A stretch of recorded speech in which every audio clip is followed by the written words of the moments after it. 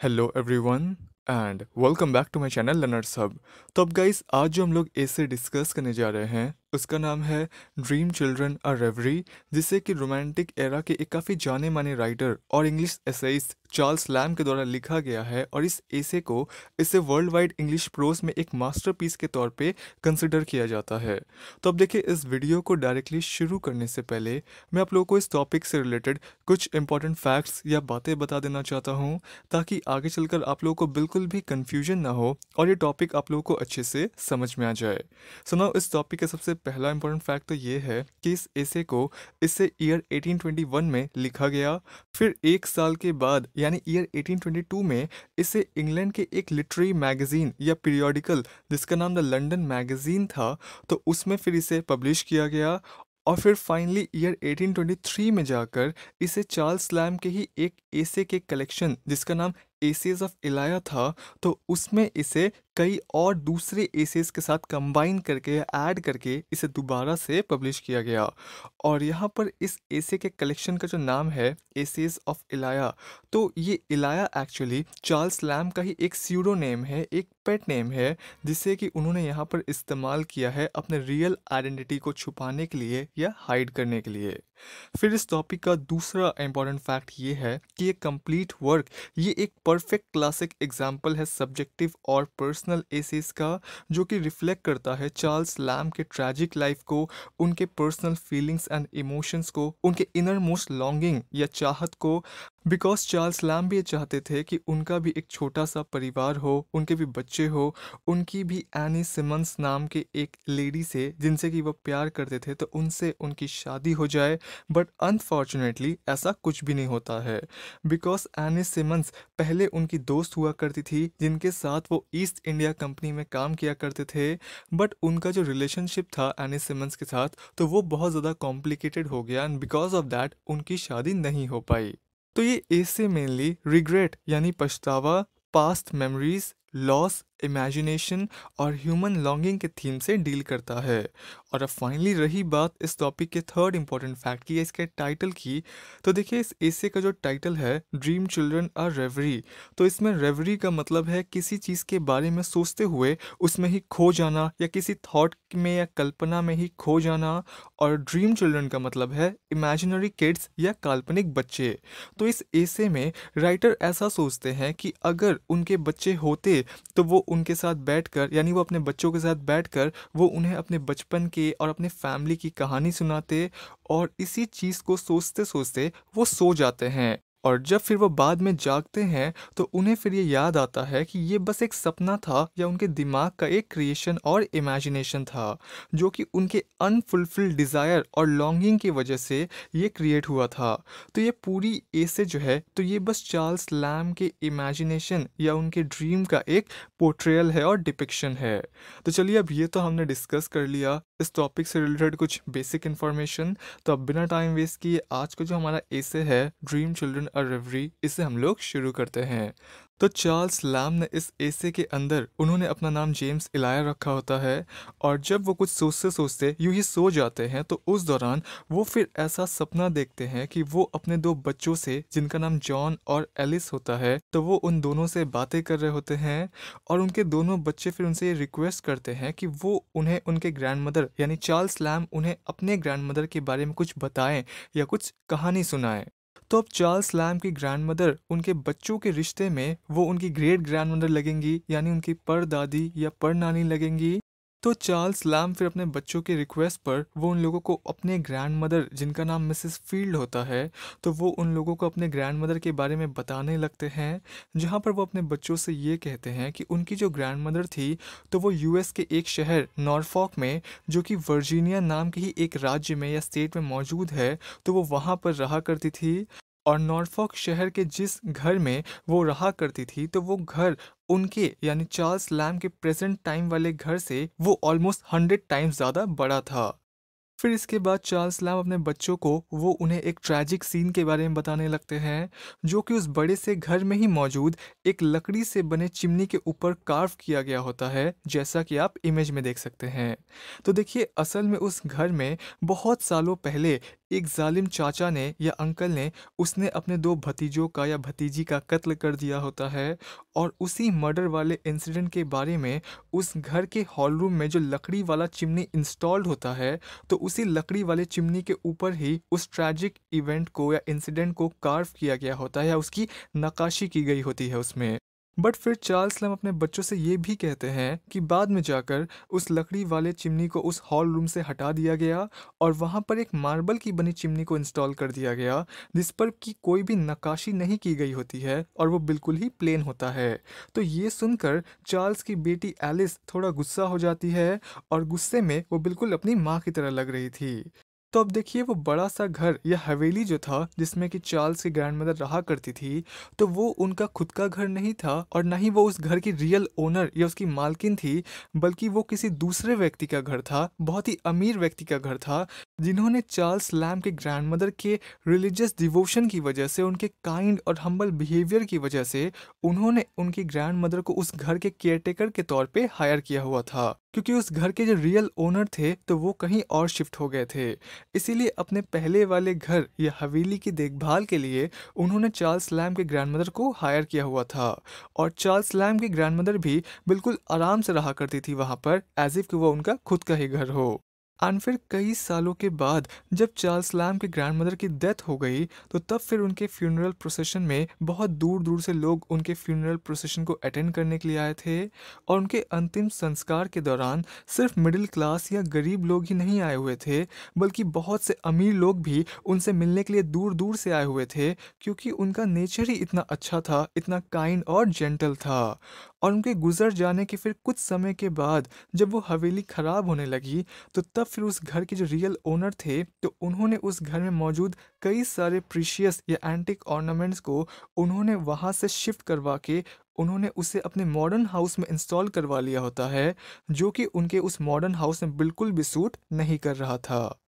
अब इसके बाद फिर चार्ल्स लैम्ब अपने बच्चों को वो उन्हें अपने ग्रैंडमदर के युद्ध के समय के बारे में, यानी उनके जवानी के दिनों के बारे में बताते हैं कि कैसे जब वो यंग थी तो उस समय वो एक काफ़ी लंबी, सीधी, ईमानदार और एक ग्रेसफुल पर्सनालिटी वाली महिला हुआ करती थी, जो कि पूरे कंट्री में वो अपने डांसिंग के स्किल की वजह से काफ़ी जानी जाती थी। और उस समय उन्हें पूरे कंट्री का सबसे बेस्ट डांसर भी माना जाता था। बट उन्हें बाद में कैंसर हो गया, जिसकी वजह से उनका सारा जो स्किल था, उनका जो टैलेंट था, तो वो उनसे छिन गया उस बीमारी की वजह से। बट फिर भी उनके अंदर जो जज्बा था, जो स्पिरिट था, तो वो उन्होंने अपने अंदर टूटने नहीं दिया। फिर इसके अलावा चार्ल्स लैम्ब अपने बच्चों से ये भी बताते हैं कि उनकी ग्रैंडमदर इतने बड़े से घर या हवेली में वो अकेले ही एक तहखाने में या चेम्बर में वो सोया करती थी। और उन्हें इस बात पर भी विश्वास था कि उन्होंने आधी रात को उस घर में उन्होंने 2 छोटे बच्चों के भूत को या आत्मा को विटनेस किया है। बट वो इस बात को लेकर भी काफ़ी श्योर थी कि वो दोनों बच्चों की जो आत्मा थी या फिर जो भूत था, तो वो किसी को नुकसान नहीं पहुंचाते हैं। मे भी उन्हीं 2 बच्चों की आत्मा थी। बट बचपन में चार्ल्स लैम्ब इन भूत प्रेत वाली चीज़ों को लेकर वो काफ़ी ज़्यादा डर जाया करते थे। इसीलिए वो एक दूसरे मेड के पास जाकर वो सोया करते थे, क्योंकि बचपन में उनके जो व्यूज़ थे वो इतने ज़्यादा रिलीजियस नहीं थे उनकी दादी की तरह, और वो कुछ ज़्यादा ही इन भूत प्रेत वाली चीज़ों को सुनकर वो डर जाया करते थे। अब इसके बाद फिर लैम अपने बच्चों को वो उन्हें अपने ग्रैंडमदर के नेचर के बारे में, उनके बिहेवियर के बारे में, कि आखिर उनका बिहेवियर कैसा था उनके ग्रैंड चिल्ड्रन के प्रति, और उनका खुद का बचपन कैसा हुआ करता था उस समय जब वो अपने ग्रैंडमदर के घर छुट्टियों में विजिट करते थे, तो वो इन सब चीज़ों के बारे में बताते हैं। तो देखिए चार्ल्स लैम सबसे पहले तो वो ये कहते हैं कि उनके ग्रैंडमदर का नेचर बहुत ही लविंग टाइप का था। वो अपने सभी बच्चों को या अपने ग्रैंड चिल्ड्रन को वो काफ़ी प्यार और दुलार किया करती थी। और जब लैम अपने छुट्टियों के दौरान वो अपने सभी सिबलिंग्स और कजन्स के साथ वो अपने ग्रैंडमदर के उस बड़े से घर को या हवेली को विजिट करते थे, तो वहाँ पर वो अपना ज़्यादातर समय वो बस यूं ही पुराने जो रोम के एम्परर्स हुआ करते थे, तो वो उनके स्कल्पचर को या उनके मूर्तियों को देखने में या ऑब्जर्व करने में ही बिजी रहते। वो घंटों घंटों उन स्कल्पचर को ऐसे देखते रहते जैसे कि वो बिल्कुल जीवित, जिंदा या अलाइव हो। और कभी कभी तो वो उन मूर्तियों को या स्कल्पचर को ऑब्जर्व करते करते वो खुद पत्थर के मूर्तियों की तरह बिल्कुल स्टिल हो जाया करते। फिर इसके अलावा चार्ल्स लैम्ब अपने बच्चों से ये भी कहते हैं कि वो घंटों घंटों तक वो बिना थके यूं ही वो बस उस बड़े से घर या हवेली को एक्सप्लोर करते रहते हैं। आइदर वो उस घर के खाली कमरों को एक्सप्लोर करते, या वो उसके डिज़ाइन और डेकोरेशंस को देखते, या फिर वो बस अकेले गार्डन में वॉक करते रहते, पेड़ पौधों को और फूलों को ऑब्जर्व करते, या वो फिश पॉन्ड को ही बस देखते रह जाते। तो इस तरह से वो अपने हॉलीडेज़ को मोस्टली स्पेंड करना ज़्यादा पसंद करते थे, बजाय कि बाकी बच्चों की तरह सिर्फ मीठे मीठे पीच फ्रूट और नेक्ट्रिन्स को खाने के। तो उनका जो टेस्ट था, जो प्रेफरेंस था, या फिर जो उनका चॉइस था, तो वो बाकी बच्चों से थोड़ा सा अलग था। अब इसके बाद फिर चार्ल्स लैम्ब अपने बच्चों को वो उन्हें उनके अंकल यानी जॉन लैम्ब के बारे में बताते हैं, जो कि रिश्ते में चार्ल्स लैम्ब के ही बड़े भाई थे और वो उम्र में उनसे कुछ साल बड़े थे। तो चार्ल्स लैम्ब अपने बच्चों को ये बताते हैं कि वैसे तो उनकी ग्रैंडमदर यानी मिसेस फील्ड अपने सभी ग्रैंड चिल्ड्रन को वो काफ़ी प्यार और दुलार किया करती थी, बट उनके ग्रैंडमदर के दिल में उनके बड़े भाई जॉन लैम्ब के लिए एक स्पेशल प्लेस था, एक स्पेशल लव था। बिकॉज एक तो जॉन लैम्ब काफ़ी ब्रेव यानी बहादुर थे, दूसरा वो काफ़ी हैंडसम थे, और तीसरा वो एक काफ़ी जिंदा दिल इंसान थे। यानी उनकी पूरी जो पर्सनालिटी थी तो वो ही काफ़ी यूनिक किस्म की थी। जैसे कि फॉर एग्जांपल, एक तरफ जहाँ फैमिली के बाकी सभी मेंबर्स लाइक चार्ल्स लैम्ब अपने आप में ही खोए रहते थे, तो वहीं जॉन लैम्ब जो थे तो वो बिल्कुल अलग किस्म के थे, क्योंकि वो काफ़ी कम उम्र से ही वो घुड़सवारी यानी हॉर्स राइडिंग किया करते थे। वो पूरे गांव को एक्सप्लोर करते, उसका चक्कर लगाते, और इसके अलावा वो हंटर्स यानी शिकारियों के साथ भी वो हैंग आउट करते थे। और जब वो फिर समय के साथ बड़े हुए तो उनके लाइवलीनेस की वजह से, उनके ब्रेवरी और उनके करेज की वजह से उन्हें काफ़ी लोग एडमायर करने लगे, उन्हें रिस्पेक्ट देने लगे, और उन्होंने बहुत ज़्यादा इज्जत भी कमाई, ना सिर्फ अपने फैमिली में बल्कि अपने फैमिली के बाहर भी। And apart from all this things, Charles lamb अपने बच्चों को वो उन्हें उनके खुद के और उनके बड़े भाई जॉन लैम्ब के एक स्पेशल रिलेशन के बारे में भी बताते हैं, जहाँ पर वो उनसे ये कहते हैं कि बचपन से ही चार्ल्स लैम्ब एक लेम फुटेड गाय थे, एक लेम फुटेड व्यक्ति थे, जिनके पैरों में किसी तरह की कोई डिसेबिलिटी या नर्वस डैमेज की वजह से वो ज़्यादा लंबे समय तक ठीक से चल नहीं पाते थे। इसीलिए उनके बड़े भाई जॉन लैम्ब उन्हें अपने पीछे पीठ पर बिठाकर वो मीलों दूर तक ऐसे ही चलते रहते, जब चार्ल्स लैम्ब ठीक से चल नहीं पाया करते थे। तो बट फिर कई सालों के बाद चार्ल्स लैम्ब के बड़े भाई यानी जॉन के पैरों में भी किसी तरह की कोई प्रॉब्लम आ जाती है, और वो भी फिर एक लेम फुटेड व्यक्ति बन जाते हैं, जिसकी वजह से चार्ल्स लैम्ब फिर अपने लेटर लाइफ में वो काफ़ी ज़्यादा रिग्रेट फील करते हैं। उन्हें काफ़ी पछतावा महसूस होता है कि उन्होंने अपने बड़े भाई के दर्द को, उनके डिस्कम्फर्ट को और उनके तकलीफ़ों को ठीक से समझा नहीं, वो उसके प्रति इतने सिंपैथेटिक नहीं थे जितना कि उन्हें होना चाहिए था। और बाद में जब उनके बड़े भाई गुजर गए, तो वो फिर अपने बड़े भाई को काफ़ी ज़्यादा डीपली याद करते हैं, उनके काइंडनेस को याद करते हैं वो, और वो ये विश करते हैं कि काश वो दोबारा से वापस आ जाएं, ताकि वो फिर से पहले की तरह वो दोबारा से उनके साथ हंसी मजाक करे, बहस करे और फाइट भी करे। तो चार्ल्स लैम्ब काफ़ी अनईजी महसूस करते थे और काफ़ी अपसेट रहते थे, ठीक उसी तरह से जिस तरह से उनके बड़े भाई जॉन लैम्ब अपसेट रहा करते थे जब उनके दोनों पैरों को डॉक्टर ने ऑपरेट करके उनके शरीर से अलग कर दिया था। तो उसकी वजह से वो भी काफ़ी अपसेट और दुखी दुखी रहा करते थे। तो फाइनली इस एसे के लास्ट में क्या होता है कि अब इस पॉइंट पर आकर चार्ल्स लैम्ब के दोनों जो बच्चे थे जो कि उनके इस स्टोरी को सुन रहे थे, तो वो लोग भी अपने अंकल जॉन लैम्ब के डेथ के बारे में सुनकर वो काफ़ी ज़्यादा इमोशनल और सैड हो जाते हैं। जिसके बाद फिर उनके बच्चे चार्ल्स लैम्ब से ये डिमांड करते हैं कि वो उन्हें उनके डेड मदर या उनकी गुजर गई माँ के बारे में कुछ बताएं, जो कि रिश्ते में चार्ल्स लैम्ब की वाइफ लगेंगी। तो देखिए, चार्ल्स लैम्ब फिर अपने बच्चों को वो उनकी गुजर गई माँ के बारे में बताने लगते हैं कि कैसे 7 साल तक उन्होंने उनकी माँ, जिनका नाम एलिस विंटरटन था, तो कैसे उन्होंने 7 साल तक उन्होंने बिना कोई कंप्लेन किए वो बस उन्हें डेट करते रहे। बट जब चार्ल्स अपने बच्चों को ये सभी बातें बता रहे होते हैं, तो तभी फिर चार्ल्स ये नोटिस करते हैं कि उनकी बेटी एलिस की आंखें बिल्कुल इसकी माँ की तरह हैं। और जब चार्ल्स फिर अपने बेटी के आंखों को ऑब्जर्व करने लगते हैं, उसके गहराई को देखने लगते हैं, तो तभी फिर चार्ल्स लैम्ब के भीतर एक इंटेंस टर्मोइल शुरू हो जाता है, एक अफरा दफरी या हलचल सी मच जाती है, क्योंकि उन्हें उनके लॉस्ट लव या उनकी वाइफ की याद आ जाती है उस समय उन्हें। और उन्हें फिर ऐसा फील होता है कि जैसे उनके प्रेजेंट मोमेंट से उनका जो कनेक्शन था तो वो बिल्कुल टूटता जा रहा है, और उनके बच्चे उनके आंखों के सामने से कहीं फेड होते जा रहे हैं, कहीं गायब होते जा रहे हैं, जैसा कि आप लोग ऊपर एक क्लिप में देख सकते हैं।